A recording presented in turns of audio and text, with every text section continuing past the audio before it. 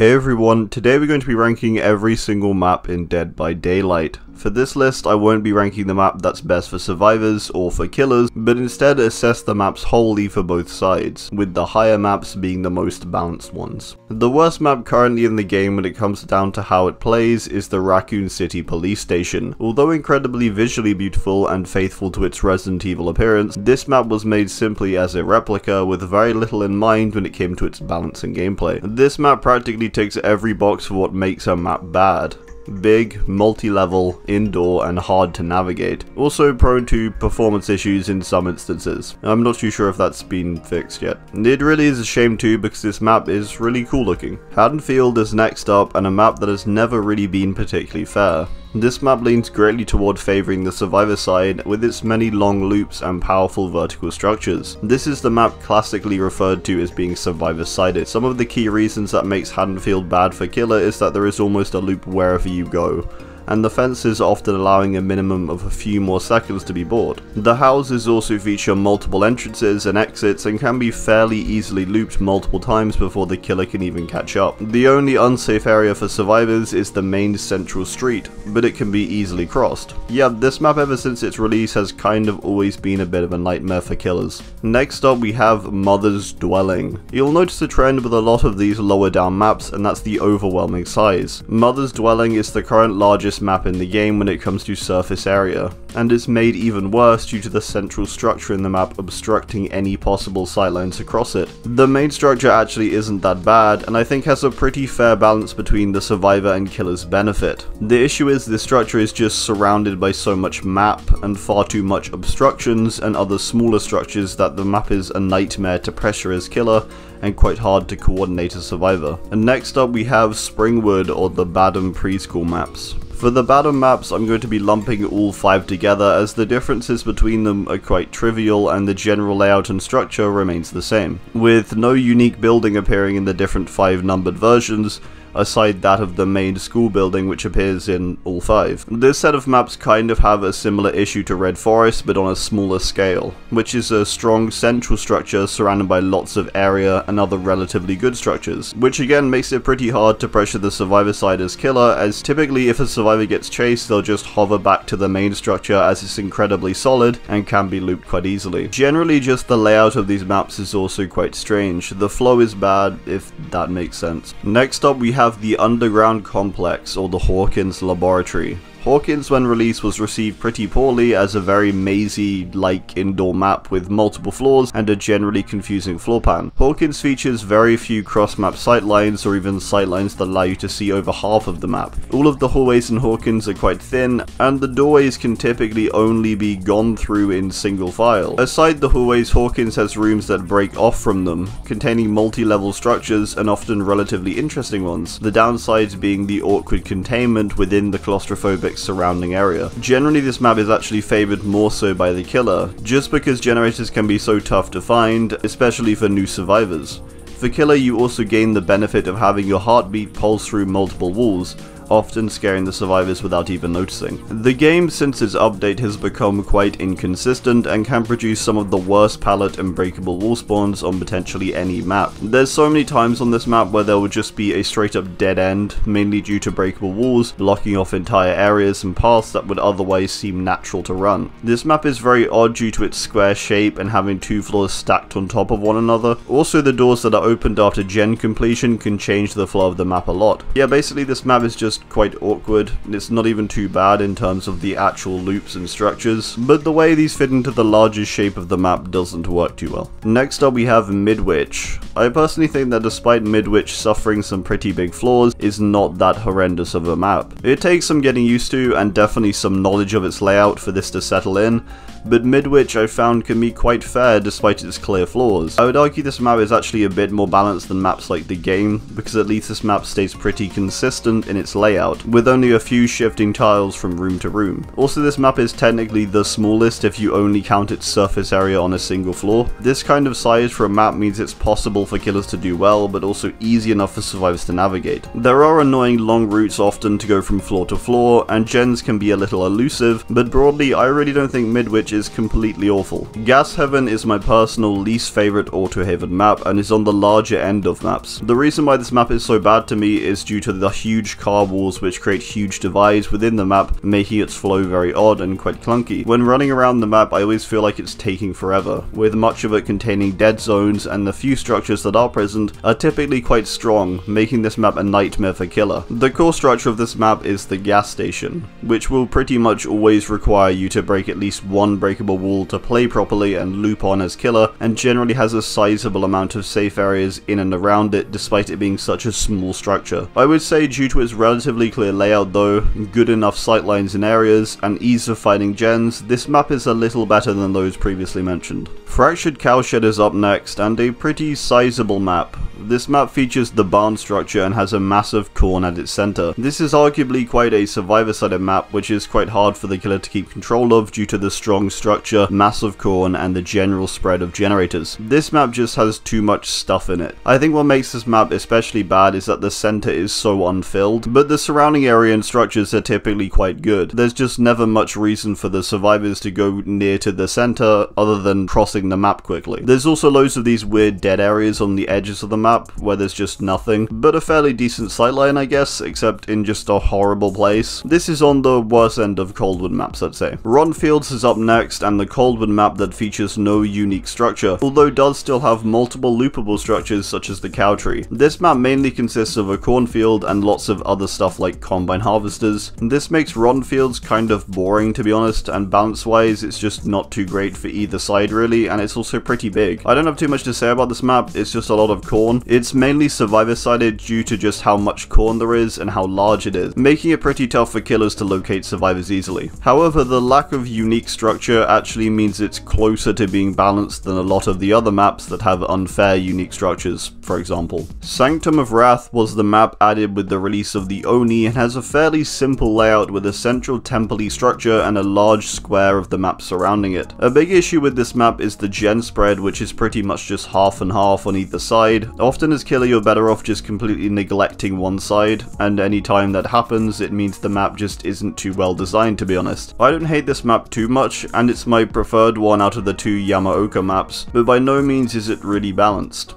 There's a lot of places for survivors to hide, the general environment is easy to blend in with, and there are tons of obstructions that can make it especially hard to play as killer, unless you're a stealth killer maybe. The Temple of Purgation is actually quite a nice looking map, but it features quite a lot of dead areas and long expanses of the map where you'll find many chases resort to holding your W key down. The main structure is the temple, which is a multi-floor structure with a primary looping area on the lower level and a relatively good looping area above, with doors that will open once the generator within the temple is completed, adding a dynamic element to the map. This map falls down on the large map side of things. There's situations as killer when you can have a gen split on literal opposite ends of the map, and for a survivor you have to go run a marathon to go save a teammate if they're hooked on the opposite end of the map. The multi-level main structure doesn't help with its size either. The Family Residence map was the first of the Yamaoka estate maps to be released, and my least favourite of the two, as it's basically just an accentuated version of the Sanctum of Wrath. It has way more hiding spots, everything blends a ton, and there's barely any sightlines. The one benefit I think is the split of the main structure and the shack, and the general shape of the map being relatively easy to navigate as survivor or control as killer. Weirdly, this map is the same size as the Sanctum also. I think the main takeaway from Family Residence though is that this map is a nightmare for people blending in with the environment. Even survivors without good hiding cosmetics can blend in with the bamboo or reeds easily. The main structure is relatively fair, and I think the breakable walls can make it a bit awkward, but definitely easier as killer on the whole. Okay, moving on to Ormond.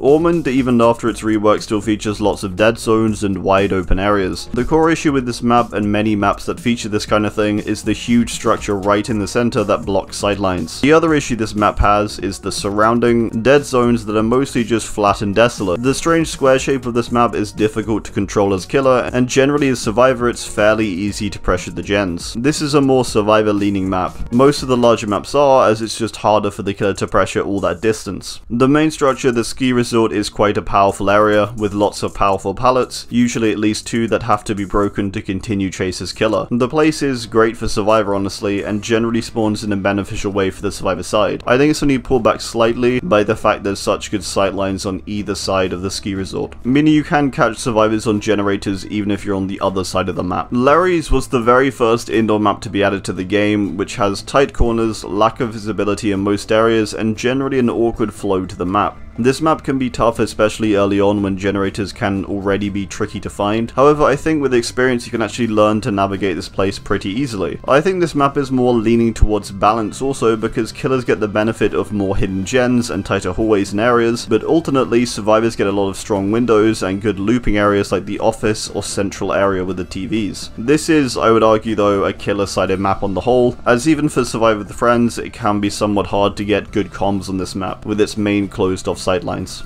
The Disturbed Ward is a Crotus Prenn map that features the Asylum itself in its center, surrounded by more structures that encircle the main structure. This map again with the issue of a central structure and large surrounding areas with also somewhat powerful structures. This map is pretty heavily Survivor-sided and with average coordination can be a pretty easy map for survivors to win. The main structure is incredibly good for looping, typically looped inside and then out, or vice versa. You then have most of the additional structures as quite tall tiles that can cut off the killer's sightlines and also be relatively easily looped. As it's been around for longer though, a lot more killers know how to keep control of it, so I definitely think this evens the map out a bit. Okay, next up, Shelter Woods. Despite Shelter Woods being the second largest map in Dead by Daylight, it is kinda saved by the fact that it's also one of the only maps that you can basically stand in any position and nearly see end to end, allowing better visibility for ranged or stealth killers who might typically suffer on maps this large. The main featured structure of this map, I guess, isn't really a structure, but instead the huge tree in its center. This map is unique and a lot of fun to be honest, just not all the time. It's a map where you can both feel very exposed due to how open it is, but also very free and unrestricted due to the lack of tight and enclosed areas. In general, I find this map to be pretty balanced for both sides, with this balance I think primarily stemming from it being so spacious, but keeping 95% of sightlines always open. Torment Creek is the largest Coldwind map, which isn't really too bad when it comes to corn and features an okay structure, which can be frustrating at times. The main structure on this map is the Fallen Silo, which is open, literally with it having walls you can easily see through, making any survivors within it exposed. There's not too many good structures or strong pallets really.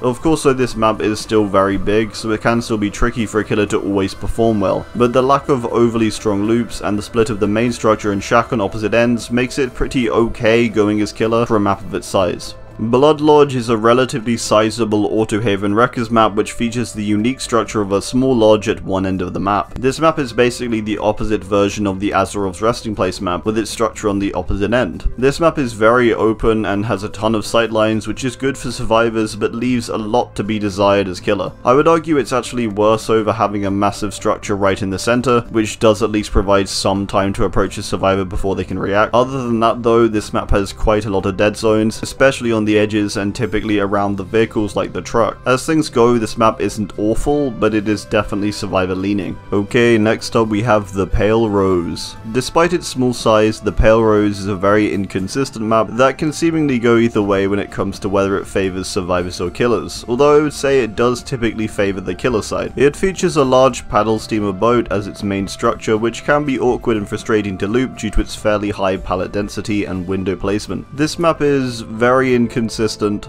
and due to its small size and messy layout, it can really go either way, with weird large dead zones on the map's edge. If I get a swamp map, this is the one I don't want to get honestly. It feels so inconsistent for both sides, and generally I always find it quite unenjoyable to play. However, in a weird inconsistent way, it's nearer to being balanced than a lot of other maps. Groaning Storehouse is a MacMillan map that has always felt very divided and split up, despite it being a fairly open map with average sightlines. The core structure is of course the Storehouse, which can be frustrating to chase around as killer, but when played right I think there is enough counterplay and areas for survivors to mess up to make it a relatively balanced one, especially once you knock out those breakable walls. Regardless, the windows are quite strong, and if someone knows how to play it, it can be quite tough to catch them without just using your W key. It does however block much of the central area, meaning it can be difficult for a killer to go from end to end, especially with the usual spawns of sprawling high wall structures on the two other inlays that the map layout features. And what the structure does block doesn't really help the killer, as there's typically only a gen or two round the back of the main structure. This map definitely favours the survivor. Azarov's resting place has a very similar structure to that of Blood Lodge, except it appears on the opposite side of the map to Blood Lodge's placement. This map is largely killer-sided and has quite a narrow layout with a not too great main structure for survivors and looping due to its small size and singular window. It's also incredibly easy for a killer to 3-gen on this map. In fact, they can basically just neglect one end and defend another. The better structure of the main one, in fact, is probably the bus, which can sometimes spawn as quite a good loop for survivors. Generally though, this map isn't awful, to be honest. It definitely requires more coordination as survivor to make sure you don't lock yourself onto one end, but generally this map is far more leaning toward the balanced end of things, but definitely killer favouring. With the new rework to the Thompson house, it's now actually pretty fair when it comes to its layout and gives an even chance to both the survivors and killers when it comes to playing around the main structure of the Thompson house. There's now multiple exits out of the building without it just being the singular window that used to be there. The structure is also in a pretty fair area, situated off to the side but still relatively central, so despite the corn, which can often be quite annoying for killer, the split of structures and good loops can make it much easier for the killer to play around but still allow room for the survivor to loop. This map is the second largest Coldwind map and does still slightly favour the survivor's side due to the massive corn at its centre, but with a competent killer this can be closer to a fair map. Ironworks of Misery is a MacMillan map with its main structure, the Ironworks, primarily consisting of 2 floors with a catwalk and an outer stair structure.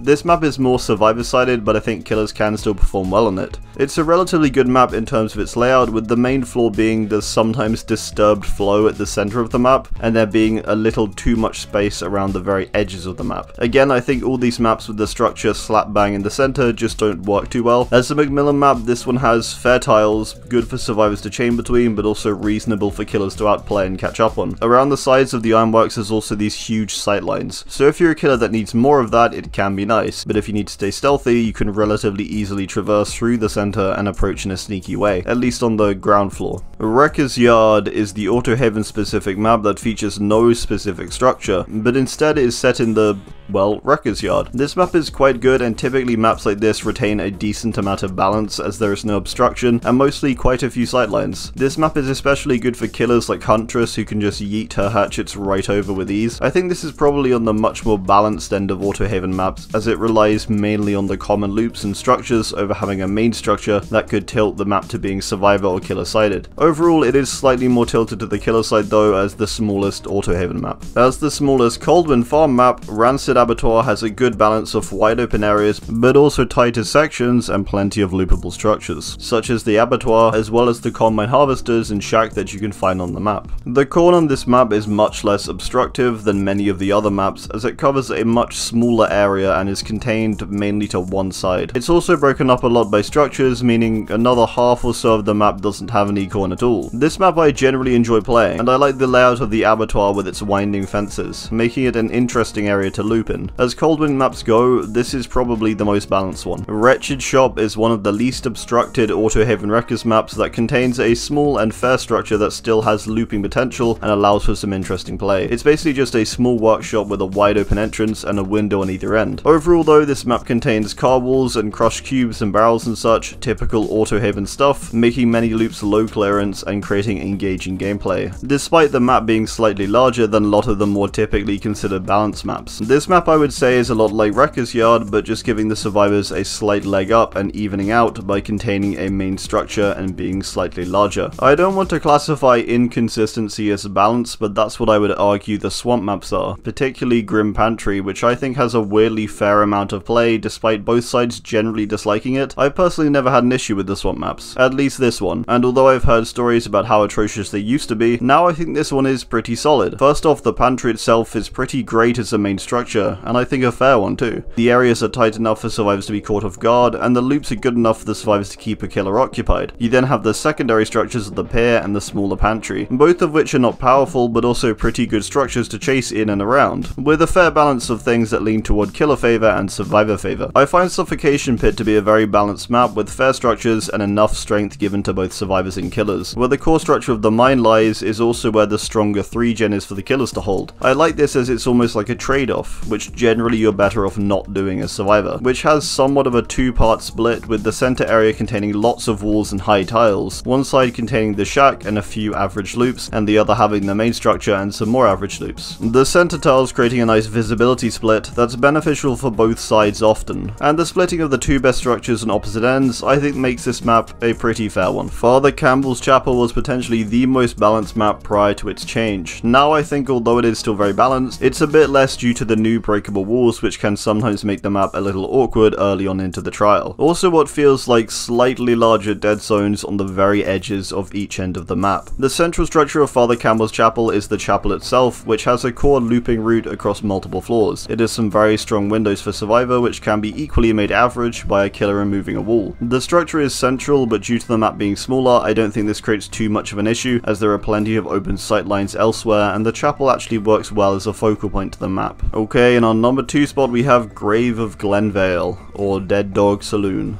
I think placing this map so high up is going to be a little controversial, but I find that on average this map creates very balanced gameplay, and typically there is a pretty even split of killers winning games and survivors winning games. It has its core structure of the saloon, which has solid loops for survivor, but after breaking breakable walls it can become a good structure too for killers, and without them broken is still doable with the right strategy. There's also some wide open sightlines, but also places where you can hide your approach or check for the killers. Further, there are multiple unique structures that provide average looping areas like the windmill and the gallows. The whole map flows so well, and the general atmosphere is also quite nice and different from the usual DBD map. So it comes in here as our second best and second most balanced. Cold Tower is relatively widely agreed upon to be the fairest map in Dead by Daylight, which allows both sides to have a chance to perform well, as well as the core structure allowing for a fair balance also. There are some spaces where the killer can catch up, and there's some strong areas for survivors to chain loops. This map features a mostly open center, with a log pile cutting the map in two. On either end of the side lanes you can find multiple tiles, and on one end the shack and another the coal tower. None of the areas in the map tend to feel like dead zones, and generally this map has one of the best gameplay flows, where it feels like something is always happening and you're always engaged. The layout of this map I think is pretty near perfect in terms of its small size, its good split of sightlines but also blocked ones, and finally its main structure being a fair size and distance from the other powerful structures like shack within the map. Alright, well that's gonna do it. I do hope you enjoyed, and do drop your own thoughts or list down below. Thanks, and goodbye.